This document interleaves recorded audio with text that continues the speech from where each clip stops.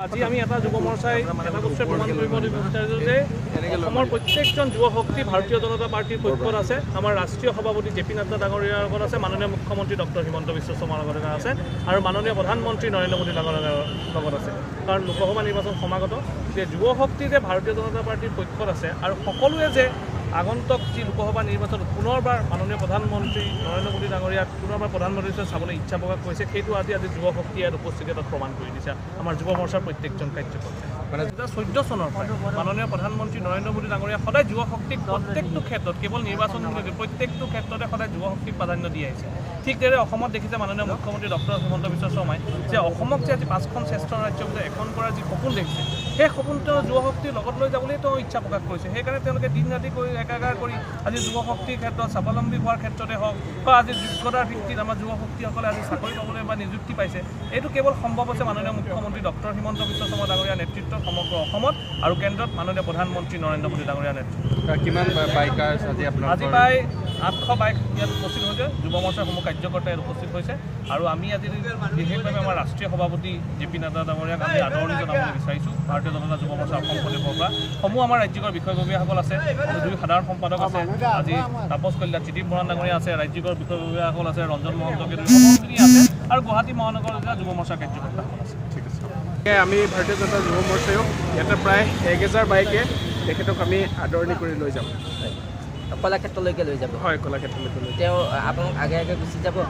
মানে ইয়াতে বহুত মানুহ, অকল আমাৰ বাইক ৰেলী বুলিয়ে নহয়, আপোনালোকে দেখিব ৰাস্তাৰ দুই ছাইডে বহুত ৰাইজৰ বিপুল সমাগম হৈছে আৰু সকলোৱে ভাৰতীয় জনতা পাৰ্টীৰ ৰাষ্ট্ৰীয় অধ্যক্ষক চাবৰ বাবে আহিছে, সকলোৱে ৱেলকাম কৰিবৰ বাবে আহিছে।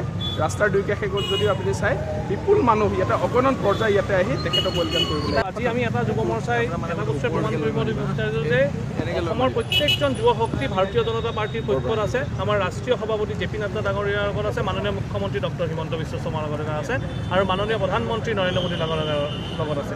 কাৰণ লোকসভা নিৰ্বাচন সমাগত যে যুৱ শক্তি যে ভাৰতীয় জনতা পাৰ্টিৰ পক্ষত আছে আৰু সকলোৱে যে আগন্তুক যি লোকসভা নিৰ্বাচনত পুনৰবাৰ মাননীয় প্ৰধানমন্ত্ৰী নৰেন্দ্ৰ মোদী ডাঙৰীয়াক পুনৰবাৰ প্ৰধানমন্ত্ৰী হিচাপে চাবলৈ ইচ্ছা প্ৰকাশ কৰিছে, সেইটো আজি যুৱ শক্তিয়ে উপস্থিতি তাত প্ৰমাণ কৰি দিছে আমাৰ যুৱ মৰ্চাৰ প্ৰত্যেকজন কাৰ্যকৰ্তাই। 2014 চনৰ পৰা মাননীয় প্ৰধানমন্ত্ৰী নৰেন্দ্ৰ মোদী ডাঙৰীয়া সদায় যুৱ শক্তিক প্ৰত্যেকটো ক্ষেত্ৰত কেৱল নিৰ্বাচন প্ৰত্যেকটো ক্ষেত্ৰতে সদায় যুৱ শক্তিক প্ৰাধান্য দি আহিছে। ঠিক তেনেদৰে অসমত দেখিছে মাননীয় মুখ্যমন্ত্ৰী ডক্টৰ হিমন্ত বিশ্ব শৰ্মাই যে অসমক যে আজি 5খন শ্ৰেষ্ঠ ৰাজ্য ভিতৰত এখন কৰাৰ যি সপোন দেখিছে, সেই সপোন তেওঁ যুৱ শক্তিৰ লগত লৈ যাবলৈ তেওঁ ইচ্ছা প্ৰকাশ কৰিছে। সেইকাৰণে তেওঁলোকে দিন ৰাতি কৰি একাকাৰ কৰি আজি যুৱ শক্তিৰ ক্ষেত্ৰত স্বাৱলম্বী হোৱাৰ ক্ষেত্ৰতে হওক বা আজি যোগ্যতাৰ ভিত্তিত আমাৰ যুৱ শক্তিসকলে আজি চাকৰি পাবলৈ বা নিযুক্তি পাইছে, এইটো কেৱল সম্ভৱ হৈছে মাননীয় মুখ্যমন্ত্ৰী ডক্টৰ হিমন্ত বিশ্ব শৰ্মা ডাঙৰীয়াৰ নেতৃত্বত সমগ্ৰ অসমত আৰু কেন্দ্ৰত মাননীয় প্ৰধানমন্ত্ৰী নৰেন্দ্ৰ মোদী ডাঙৰীয়াৰ নেতৃত্বত। কিমান বাইকাৰ আজি প্ৰায় 800 বাইক ইয়াত উপস্থিত হৈছে, যুৱ মৰ্চাৰ সমূহ কাৰ্যকৰ্তাই উপস্থিত হৈছে আৰু আমি আজি বিশেষভাৱে আমাৰ ৰাষ্ট্ৰীয় সভাপতি জেপি নাড্ডা ডাঙৰীয়াক আমি আদৰণি জনাবলৈ বিচাৰিছোঁ। ভাৰতীয় জনতা যুৱ মৰ্চা অসম প্ৰদেশৰ পৰা সমূহ আমাৰ ৰাজ্যিকৰ বিষয়ববীয়াসকল আছে, 2 সাধাৰণ সম্পাদক আছে, আজি তাপস কলিতা চিদিপ বৰা ডাঙৰীয়া আছে, ৰাজ্যিকৰ বিষয়ববীয়াসকল আছে, ৰঞ্জন মহন্তকে সকলোখিনি আছে আৰু গুৱাহাটী মহানগৰ জিলা যুৱ মৰ্চাৰ কাৰ্যকৰ্তাসকল আছে। ঠিক আছে। আমি ভাৰতীয় জনতা যুৱ মৰ্চায়ো ইয়াতে প্ৰায় 1000 বাইকে তেখেতক আমি আদৰণি কৰি লৈ যাম। কলাক্ষেত্ৰলৈকে লৈ যাব? হয়, কলাক্ষেত্ৰলৈকে লৈ তেওঁ আপোনাক আগে গুচি যাব? মানে ইয়াতে বহুত মানুহ, অকল আমাৰ বাইক ৰেলী বুলিয়ে নহয়, আপোনালোকে দেখিব ৰাস্তাৰ দুই ছাইডে বহুত ৰাইজৰ বিপুল সমাগম হৈছে আৰু সকলোৱে ভাৰতীয় জনতা পাৰ্টীৰ ৰাষ্ট্ৰীয় অধ্যক্ষক চাবৰ বাবে আহিছে, সকলোৱে ৱেলকাম কৰিবৰ বাবে আহিছে। ৰাস্তাৰ দুই কাষে গ'ল যদিও আপুনি চাই বিপুল মানুহ ইয়াতে অগণন পৰ্যায় ইয়াতে আহি তেখেতক ৱেলকাম কৰিবলৈ।